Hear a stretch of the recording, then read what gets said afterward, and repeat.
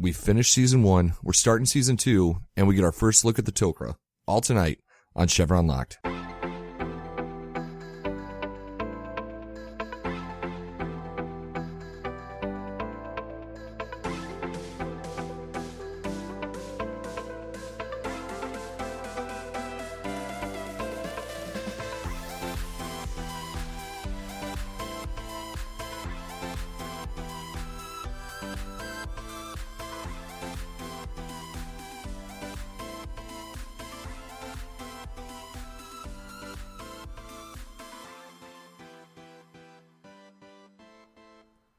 Hello, and welcome everyone to episode 8 of Chevron Locked, a Stargate podcast. My name is BC, just one of your hosts. My other host, Kevin. Kevin, how are you doing? Doing pretty good tonight, thank you. Are ya? Yeah, hanging in there. I had a pretty good week. I had to drive my wife to work today because of all the snow. South of Boston got slammed. Oh, did they? Yeah, we got, actually not as bad as north of Boston, but we still had snow all night, so I didn't feel safe with her driving an hour to work without snow, hour and a half to get there today. Oh, that sucks. Oh, yeah. I was just getting ready to say I actually got to go outside and swing a golf club, which hasn't happened in like 5 months up here. So it was like 42 degrees, dude, and everybody and their mother was outside. Oh, it seems like it's good weather everywhere but here. I was talking on the phone to a guy in customer service earlier. He's telling me he's down in one of the Carolinas and it's 50 degrees out. They're expecting a heat wave. Yeah. We've got a bachelor party, that I'm going to in Nashville. We're leaving here like March 3rd, and I've been watching the weather, and it was like 65 today down there. And I'm like, this is going to be fantastic. We're golfing and doing all that type of shit. So. Oh, that's awesome.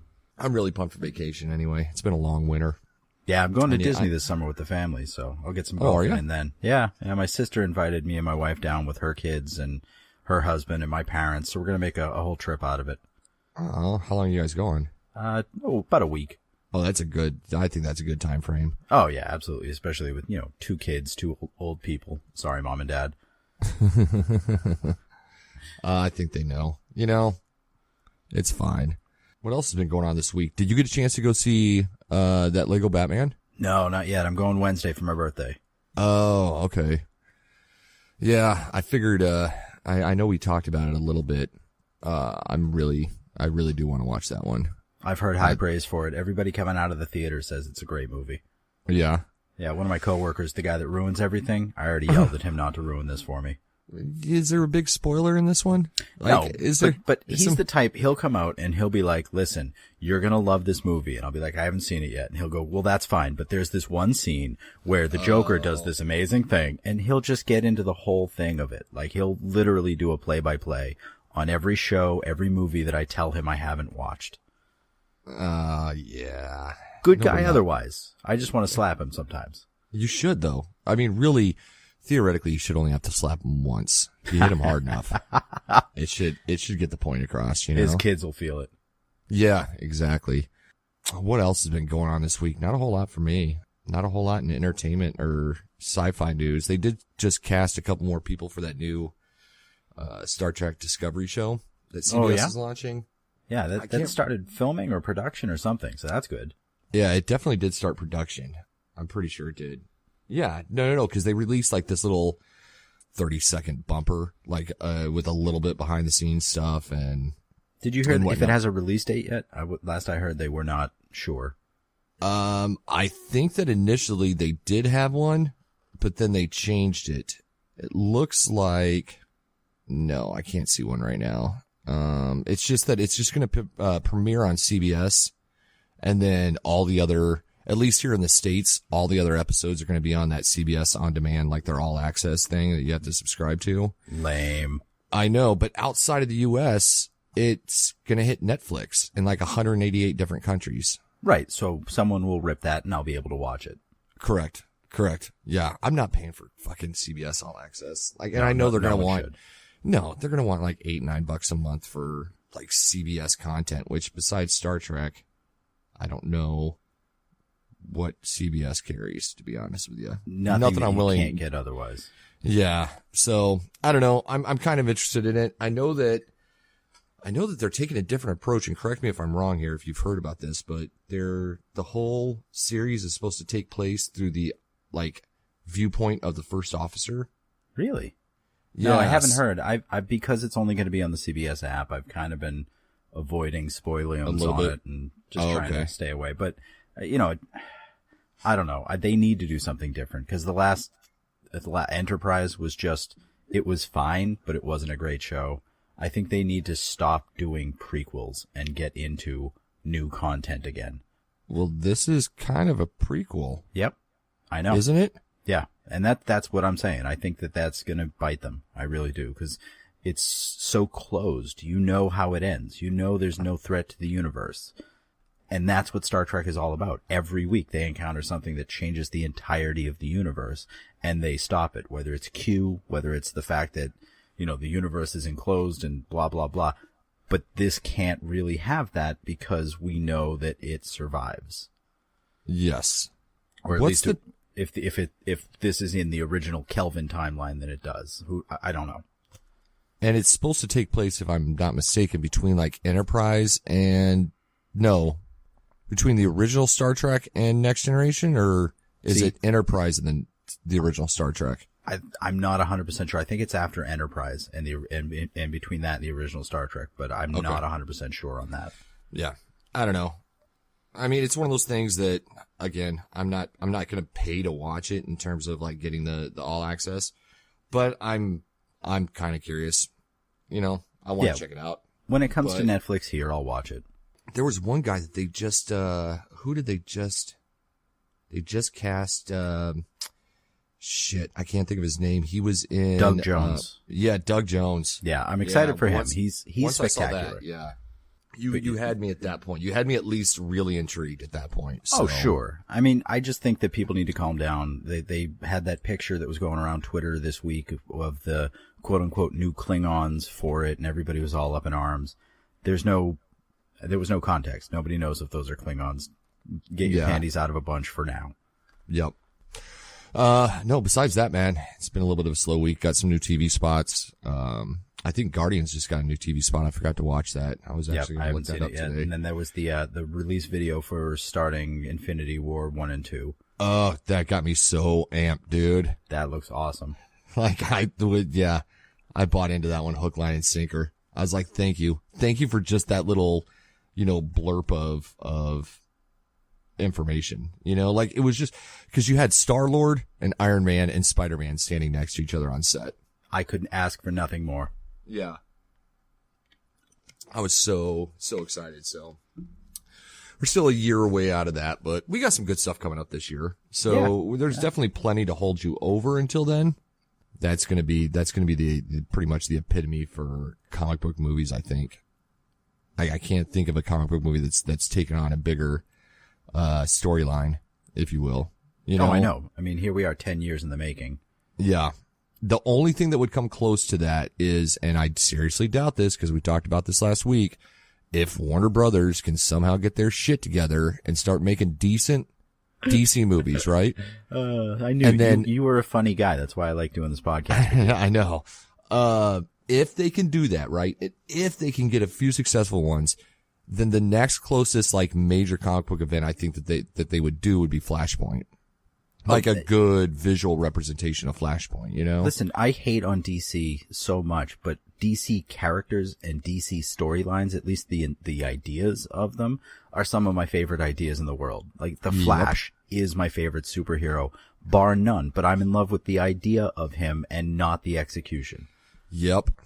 Batman, same thing. I love the idea of Batman, but I think that he has been so flawed in the comics, in the movies, in everything that he's been in. I just can't get behind it. Yeah. No, I agree with you. I do. It's just that if Infinity War is half as good as I think it's going to be, I think it's just going to stoke all these other flames for me in terms of these great comic book arcs that I read, especially through the 90s. Like I was never like there's these rumors, or not rumors, but they are making another X-Men movie, and the big rumors that they're doing a Dark Phoenix saga, right? Which we tried in whatever X-Men 3 or whatever that was, and that it was was just 3. horrible. It was awful. I mean, And I just don't care. Like you gave it a run and you fucked it up, and I just don't care at this point, you know? And No, I think swing and that's, a miss. yeah. And that's why, like, everybody loves Marvel right now, is because they've set themselves up to potentially avoid any major falls or fumbles like that, you know? Well, even their failures are doing, $750 million and up. How can you argue with that? Yeah, yeah. And I think we talked about it last week, the fact that, like, we're going to get a Black Panther movie, dude. Like, the fact that, like, they were able to take a character who was a lesser known of all the big name Marvel characters, right? He was a little bit of a lesser known one, and they made him, like, relevant, and they made him mesmerizing and fun to watch, and made it a really good character to the point that he's going to do a standalone movie. It's going to make a crap ton of money, you know? Yeah. Because they've got the right actors, they've got the right story, they got the right writers, all that stuff. Oh, 100%. I think Chadwick Boseman is perfect for it. But all of their characters now, if you think about it, are the lesser known characters. That you've got Doctor Strange, you've got Guardians of the Galaxy. Who ever thought we would get that? I'm floored. And they do a great job with it. They bring in directors who have a vision, who are fans of the content, and they do what they do. Well, in all fairness, I never thought in my lifetime I would see a true tonal, like from a toning standpoint, version of Deadpool on screen. Oh, yep. Yeah, you even know? that was, Ryan Reynolds spearheading that. Yeah. Yeah. Like I give Fox all the credit in the world for finally listening to him and listening to the fans saying, hey, him saying we can do this, like we can pull this off. Yep. And the fans saying, no, we want this. We trust them. We trust him and the director and all that stuff. So the writers especially. The only non-Marvel Studios Marvel movie that I like. Yep. I would agree. That I actually fell in love with. Yeah. And Spider-Man is my hero. I love Spider-Man. As far as Marvel goes, it's only Spider-Man. But I hated the other movies. I hated all three actors. Yeah. Or two actors. Yeah. Tobey Maguire and Andrew Garfield. Yeah. I liked Willem Dafoe though. He would have been fine as Norman Osborn. I think that he got a bit of a campy treatment, but I really liked him as Norman Osborn. Yeah, I think the costume could have been different. I think the portrayal could have been different, but I think that he was fine. He's a great actor. Yeah. So, that's all I really noticed. We're going way off topic there, but a little bit. I know. I got a passion for that just as much as I do for Stargate, Absolutely. So tonight we are looking at, the end of season 1 and the start of season 2. We're ending season 1 with, Within the Serpent's Grasp, and then we're starting season 2 with Serpent's Lair and In the Line of Duty. Yeah. And then I think after we record this one, I think Kevin and I may do a little 20-minute episode of just a recap of season 1 where we kind of talk about the overall storyline, some of our favorite episodes we didn't like, what we just thought of the season in general. So, but Kevin, do you want to start us off? Do you want to walk through? I'm going to kind of actually I'll let you go through Within the Serpent's Grasp and the Serpent's Lair. And then how do you want to do that? Do you want to just talk about both of them and then we'll kind of talk about it, or you want to take them one at a time? No, they're kind of the same episode, and I had fewer notes on the second one, so I think treating them as one is fine. Okay. All right. So go for it.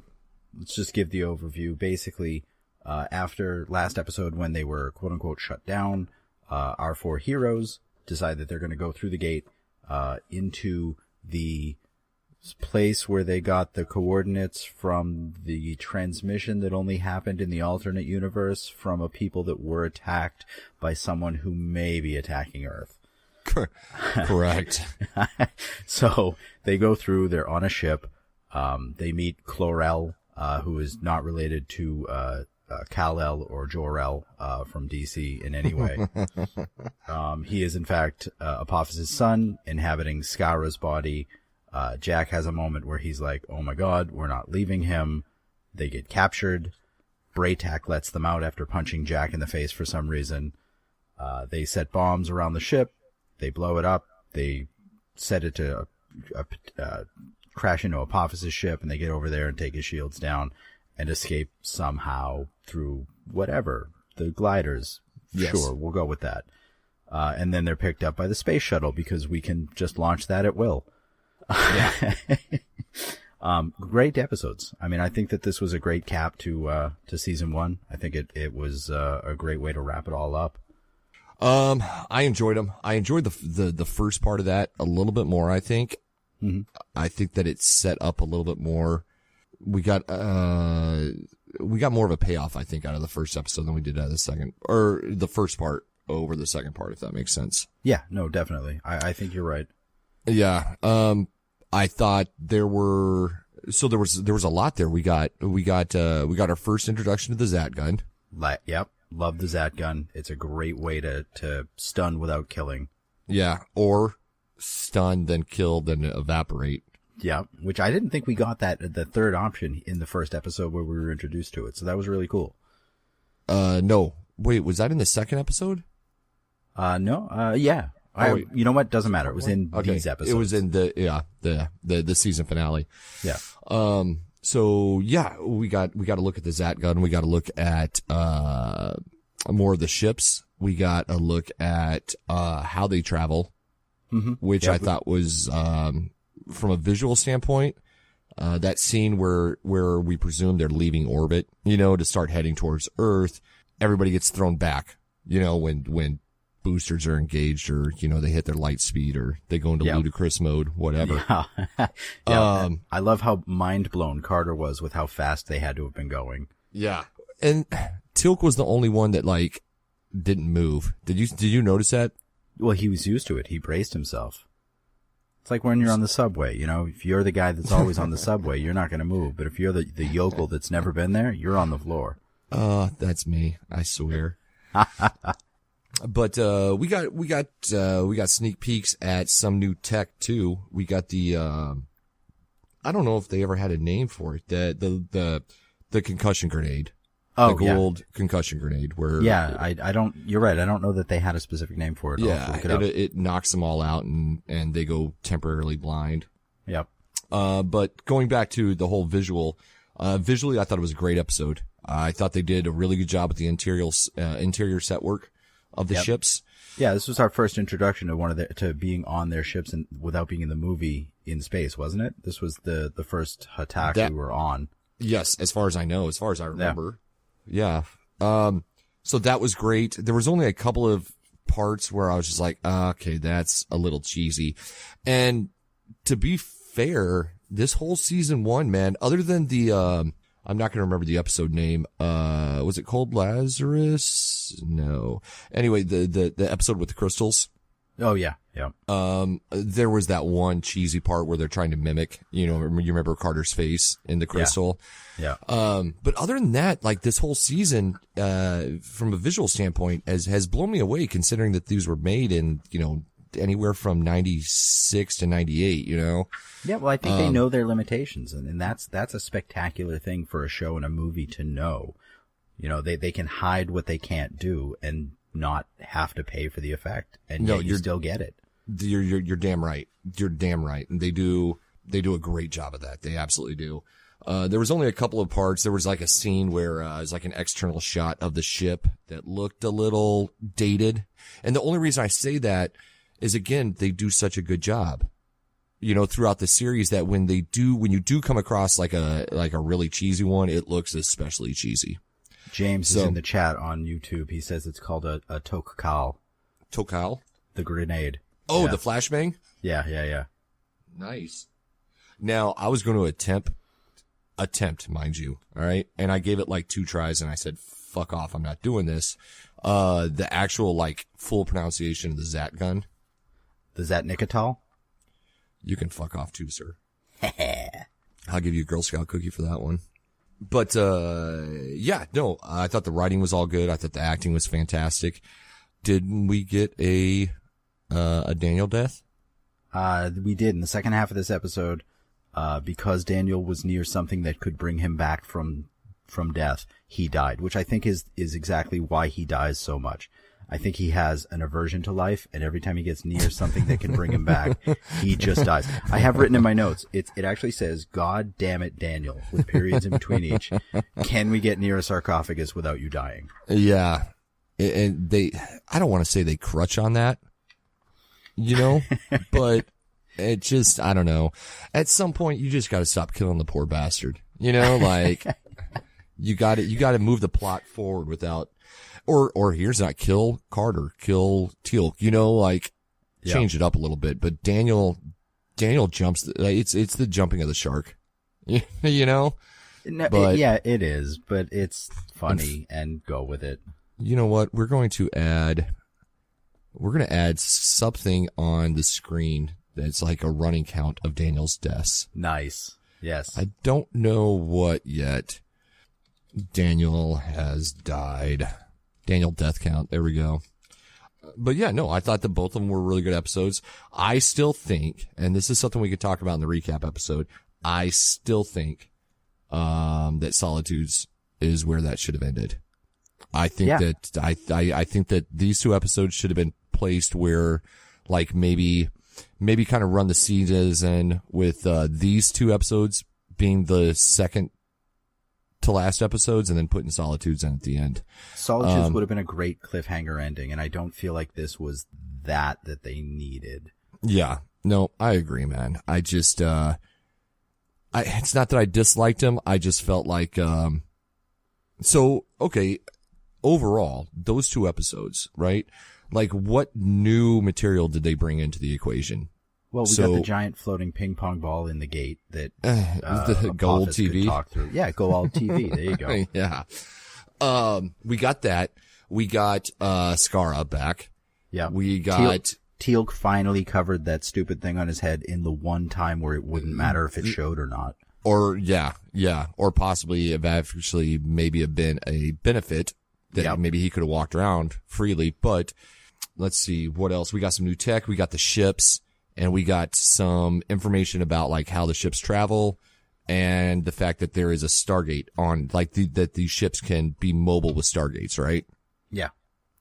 Whereas where I think with Solitudes, the overall implications of a second Stargate are a bigger implication than what we got with Serpent's Grasp and Serpent's Lair. And that actually brings up an interesting point that I think they missed about this. We blew up those ships. There is now a third Stargate within Earth's reach. There was a Stargate on that ship that was, I guarantee, not destroyed by that explosion. Because they used, they used C4. They used human technology to try to blow it up. Yeah. Side note, what's the death count up to for Daniel? 4. This is his 4th. So, no, I agree with you. There is a third one. Presumably there's a third one, just like presumably, Apophis is dead. I think I think we're not idiots. We didn't see it. I know, but really, are we, we're not dumb. The viewer is not dumb. I am. Are you? No, you're not. No, you're not. You take better notes than the writers do half the time, I think. No, I just have more time, and I'm such a jerk. Oh, well, I'm not going to disagree with you there. I still loved the episodes, still loved everything about them. I just think that in the end, Solitudes brought more to the game, brought more to the table, if you will. Yep. Wait, how's he died 4 times? I thought now and in the movie. He died when they met the Nox.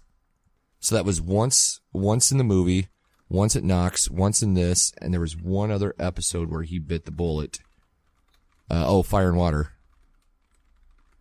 Yeah. Yep. Yeah, we're taking some liberties with the death count, but I maintain that Fire he and died Water, in this episode. Fire and Water is still the only liberty in terms of, to the team and to the rest of, Stargate Command, he was presumed dead. Yes. So, it's still going for the same tactic, just disguised differently, if you will. Yep. So, great episodes.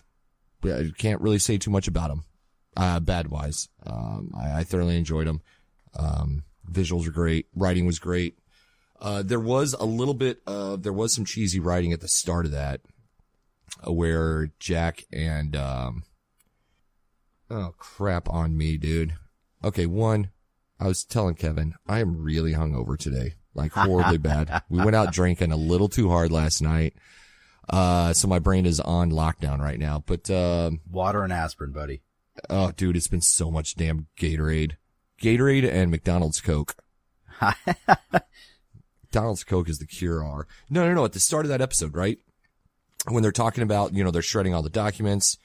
Yeah. And, Jack and Hammond. Hammond. Yeah. They, Hammond calls Jack into his office and they're kind of having this whole, it was just a little cheesy. Some of the dialogue there. He's like, oh, you're not going to go down without a fight, are you? That type of shit. But, other than that, the writing was really, really good. And I thoroughly enjoyed it. So. No, I mean, the takeaway from this was, never wake up Carter, because when she was blind, she just bit. She didn't give a fuck who she was fighting. Dude, that was so weird too. I was like, that was like, you're military and that's your self-defense tactic. Listen, go for the weak spots. I'm behind that. Well, yeah, but under your theory, I would have then said that Jack should have been punched in the dick. She can't see where it is. She knows where his hand is. Bite it. That's true. That is correct. No, I can't, anything else about those 2/1 episodes? No, I got a couple of minor notes, but nothing needs to be brought up. Hit it. No. Let's talk about them. I hate sci-fi armor, from stormtroopers to the Jaffa. It doesn't do anything because you shoot them and they die. And they still go down. All it does is restrict their movement, and it looks great and it's whatever, but it does nothing. No. The only, if I was going to play devil's advocate with you, if I was going to take the other side of this coin, the only thing I would say is that from the Goa'uld standpoint, it would probably be very important to them to have like very show off armor, very flashy and intimidating and very intimidating. Correct. And against the rocks and slingshots that they're usually up against, it's fine. Yes. But why are you wearing it on your ship when the Earthers are coming? Yeah. Or more to the point, when they first install the Goa'uld TV, they're wearing the full head armor, right? Yep. Like the entire thing. I was like, why? Why are you guys wearing that right now? Why did it take 6 of them to walk in there and listen to some sort of like bulletin? No. Before that, when all they did was they walked into a room, right? Nobody even touched a button besides the door, and they just watched as that ball went to the center of the Stargate and never turned on, and then they all left. Oh, that's right. Yeah. Before it even turned on. You're absolutely right. There was no reason for that. There was 6 dudes for that. There was no reason other than the fact to put SG-1 in peril temporarily. Yep. The other thing that I thought was a little off is, I'm like, did they, with a ship with that much technology on it, did they not get any sort of warning sign that the Stargate was active? Apparently not. This ship is not wired right, because it also took Chlorel to take them out of light speed around Earth, and that the speed they're traveling, there is no way anyone could do that without setting a computer to do it already. Correct. Even a split-second difference, and he's going to crash right through something. Yeah. Well, Saturn was the closest thing to them at that point. Right. They would have flown right through that planet. Yep. But yeah, I did think that was a little odd that, unless they're just like, oh, nobody's going to fucking dial this number, or maybe it was disabled because they were getting ready to jump to light speed, and I'm going to keep calling it light speed, by the way, because they didn't really give us any definition of it. No. We just know that they traveled more than 10 times faster than the speed of light. That's all we know. Oof, yeah. Because I think that was Teal'c's first thing, and she's like, oh, it's going to take us a year. We've got time. Traveling at those speeds, it'll take us a year to get Earth, and then 20 minutes later, they're sitting outside of the rings of Saturn. So. And I love how she said that while they're watching the Jaffa get ready for the Death Gliders. Like, they're prepping, like they're ready for the attack. And she's like, oh, no. We got like 12 months. We're good. Yeah, I was waiting for her to kind of go out there and be like, hey, guys, take your time. Yep. We got a long journey, you know? Slow your roll. We're good. You're not going to be there anytime soon. Yeah. You can wash and wax them later, you know? It's fine. But yeah, no, very small. I mean, you know what? At the end of the day, the small gripes that I have about this show are stupid, and they're small. Oh, no. You know, Listen, like I love this show, and the gripes make this show. You know, they either address them or they just, it doesn't matter. The gripes make for interesting conversation with friends that have watched the series. You know, like I enjoy Star Trek, but I'm not like I'm not like a Trekkie. I'm not like I don't know everything there is to know about Star Trek. Like Star Trek's another one that as it went on, it changed so much, and so much of it is so different from when it started. I mean, we were talking a little bit earlier about the Klingons. The Klingons in the original series looked like humans with big eyebrows. You get to the Next Generation and you got Worf with his brow ridges. And then you get to the new one where they're all even more pronounced, and it's all supposed to be the same universe. So it's progress. You know, it works. Nope, I agree with you. I absolutely do. It works. It works when it's done right. Yep. So, the one thing I did want to talk about at the start of the show, and I'm sorry I'm bringing this up late, is I'm going to butcher his name. Who was it that just passed away this week or last week? Who was it? Richard Hatch. Oh, yeah. From Apollo, from Battlestar Galactica. Yeah. The original Battlestar Galactica, not the remake sci-fi version, which was still a great show. But yeah, Richard Hatch died. Very, very sad. Any more notes about those? Nope, that's everything. Okay. Yeah, I covered pretty much everything I wanted to talk about on that one.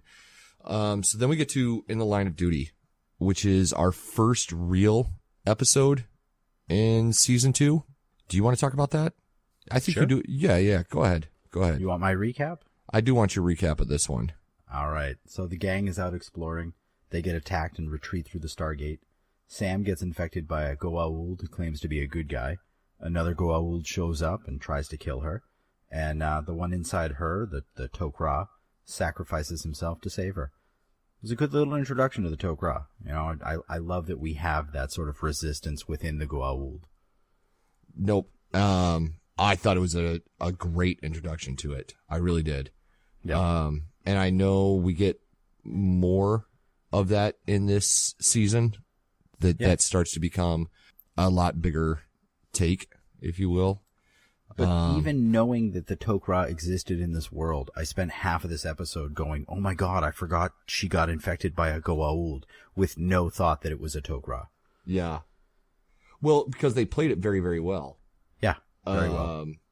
And yeah, how they introduced that, it was a very clever episode. In terms of the introduction to the Tok'ra. And then even, what was the bounty hunter called again? Did you write that down? I didn't know. Okay. I'm gonna have to look that up, but Ashkar? No, the Ashrak? Maybe. Yeah, that sounds about right. Ashrak. Yeah. I remember thinking he was one of the Beastie Boys. Oh my Lord in heaven, dude. But yeah, I typically, I'll be the first to admit I don't normally enjoy Carter-centric episodes, but this one was fantastic. And also we got Cassandra back. Yep. Which was a cool little throwback from a few episodes ago. It's kind of neat to kind of catch up with her and how she's doing. I thought that it was a really cool plot point that they had her kind of figure out that something was wrong because she still had the Naquadah in her bloodstream, Exactly. We're getting that connection too. That's going to open up more for us in the future. Almost like they could just use her as a detector. Maybe. Like, I wonder if there's some way to, I don't want to say dissect that poor girl, but, figure out why she's able to sense that and then use that as some sort of decom device. Like when they come back through gates. Or even just infect each of them with it, put whatever that is, the Naquadah in her blood, into the 3 humans and possibly Teal'c, and see if they can use that in any way. Yep. But we did get, with this episode, we got more that they've now decided to Well, did they actually decide that they're going to start doing MRIs and CAT scans? Because it was talked about briefly that it was going to be part of the medical checkout. It has to be their decontamination protocol from now on because, like they said, there's no outward signs. There's not that slit in the back of their neck. It can come in through the throat. It can come in other ways. Yep. So that was cool. And again, that's all just building on itself. That's all just adding more to the story, to the mythos and everything else. But I think it also shows that, the SGC in and of itself is still a very young thing and they're going to make these mistakes and it's just how they learn from them, how they change protocols and all that stuff. So, thought it was a pretty good episode though. Again, anything that introduces us to something new that's going to move through the story. Those are my favorite episodes. We've talked about this before. I typically don't like the little standalones. I prefer the stuff that kind of furthers the overall arc. So, something like that I really enjoy. Really enjoy that stuff.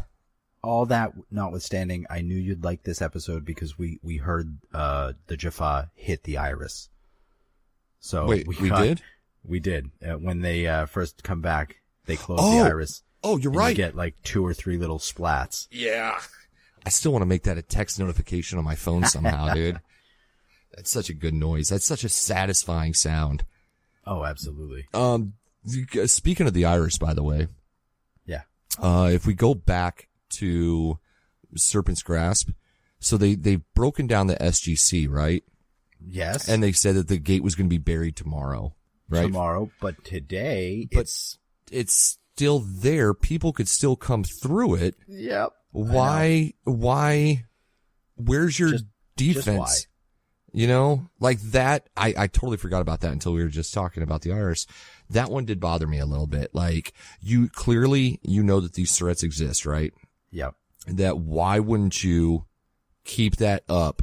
Cause worst case, if you're going to bury it with the iris completely on it still, like no harm, no foul. It will at least protect you from a potential threat, for 24 hours. Or at the very least, have someone manning the computer to close it. They left it completely unguarded, completely unmanned, and the 4 idiots were able to just waltz in, dial out, and waltz out. Yeah, that bothered me. I'll be honest. that did bother me a little bit. I got over it pretty quick. Yeah, it's convenience of plot. They needed to. Yeah, no, absolutely, man. But going back to In the Line of Duty, again, I'm a huge Frasier fan, so all said and done, I was happy about our introduction to the Tok'ra. I was happy that we got Cassandra back even just for a little bit, and we were introduced to a whole new world of stuff. We were introduced to the Tok'ra. We were introduced to the fact that I think this was the first time that it was talked about that Cassandra can sense a gold. And that sort of Naquadah and the blood thing was a good introduction for Correct. We were introduced to the idea that that the larva or the symbiote can you give mouth to mouth somebody, then, that's a new way that could be, transmitted. So, we know that Jolinar died, correct? Yep. Jolinar's dead. Okay. But this isn't the last time, that we get to deal with this or that we get to see this. This is going to play in hugely for us. We'll see more. Yeah. This will come back. So excited about that. I really am.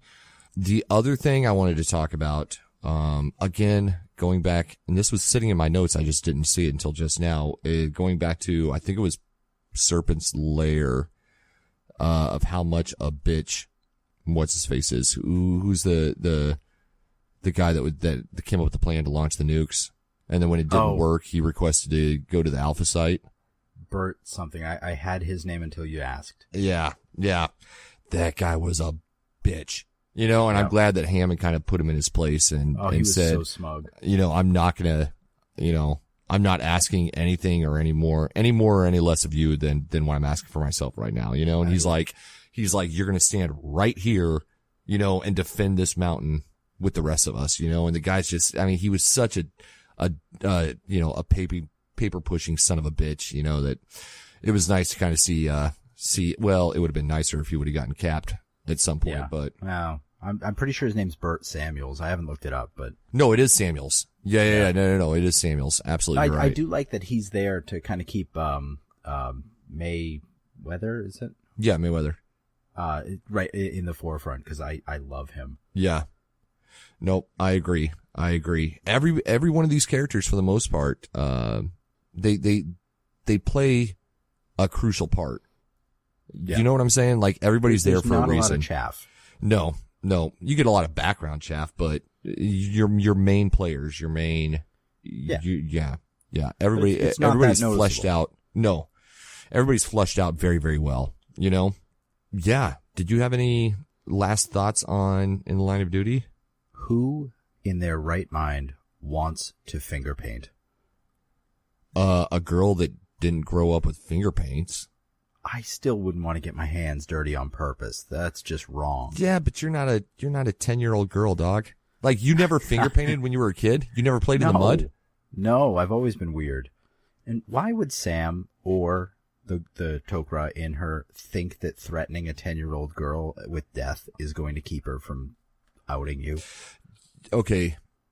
So you do bring up a good point.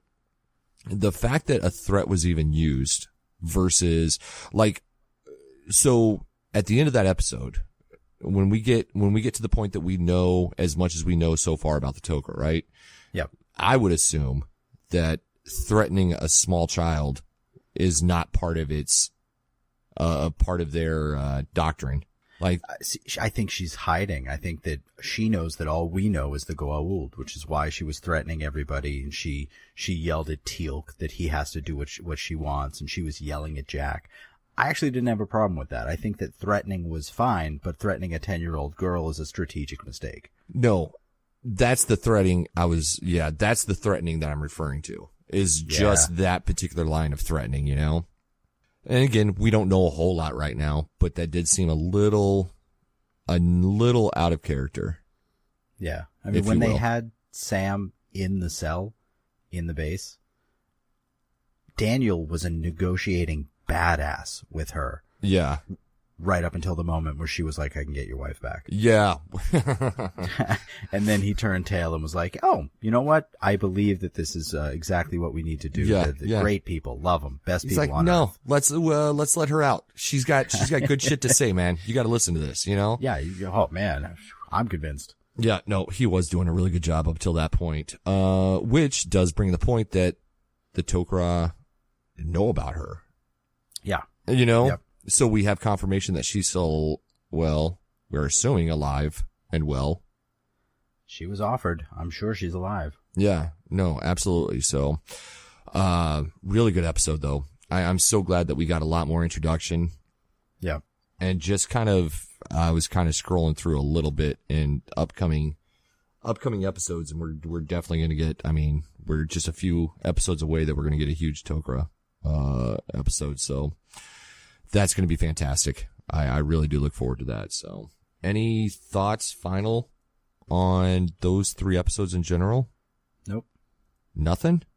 Nothing else. Nothing to add. I'm out of notes. Okay. Well, I think, I liked all 3.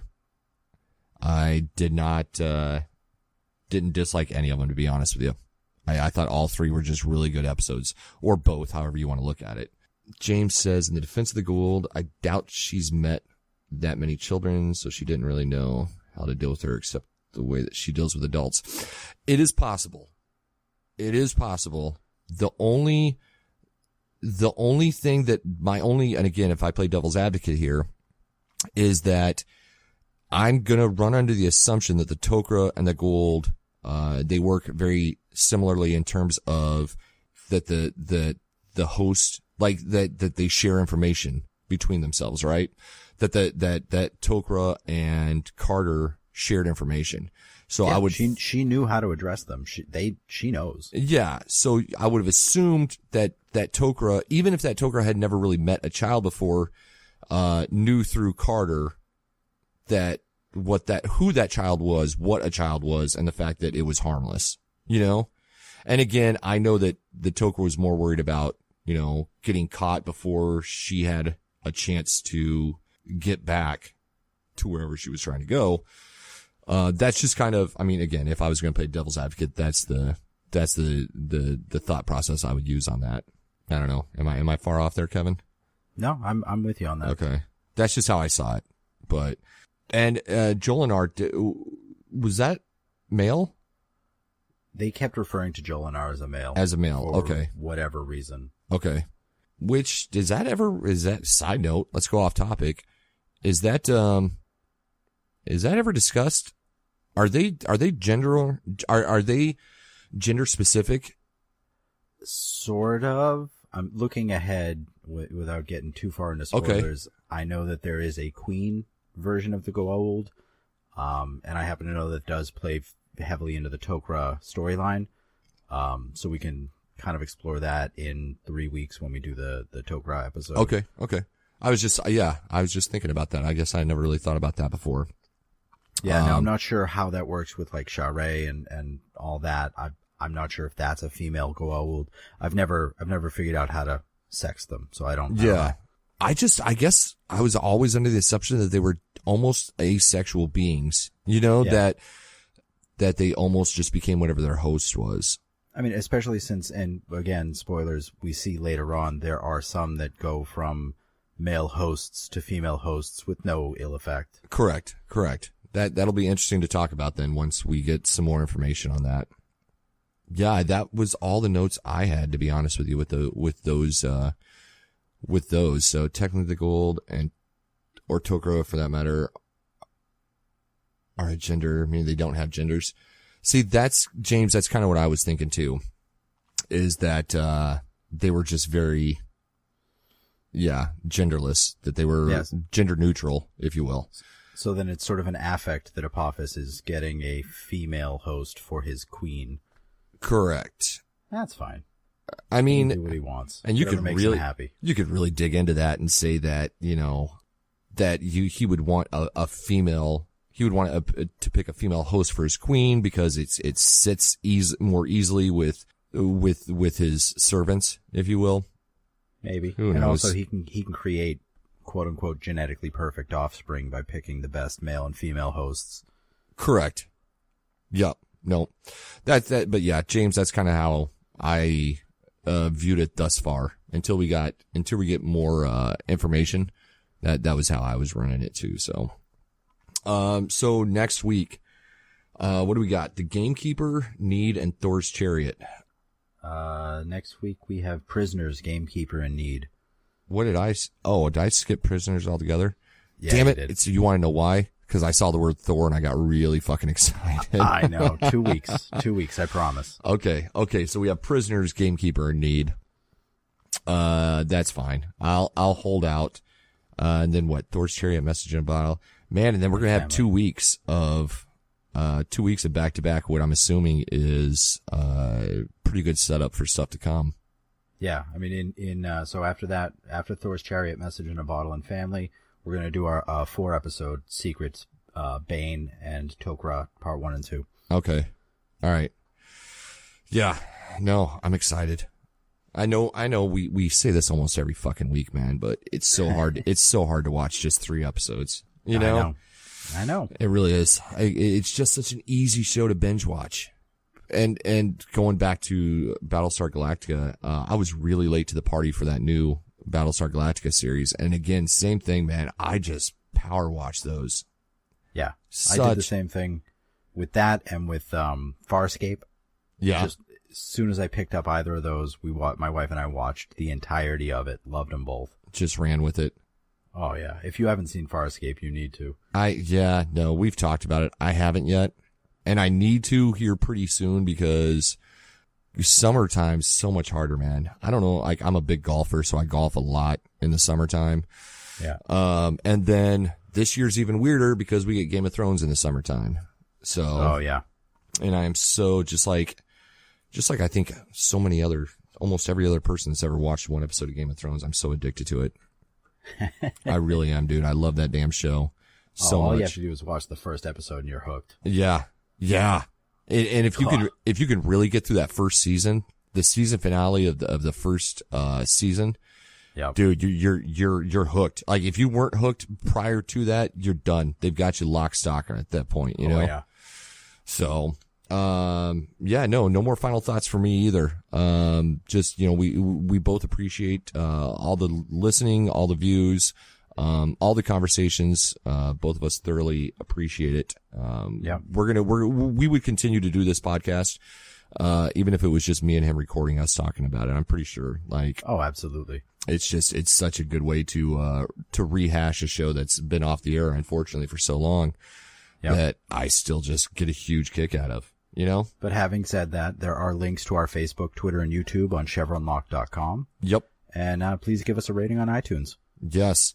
Also, I've started putting all of our information in the show notes too. Awesome. I just got to remember to freaking do that now every episode.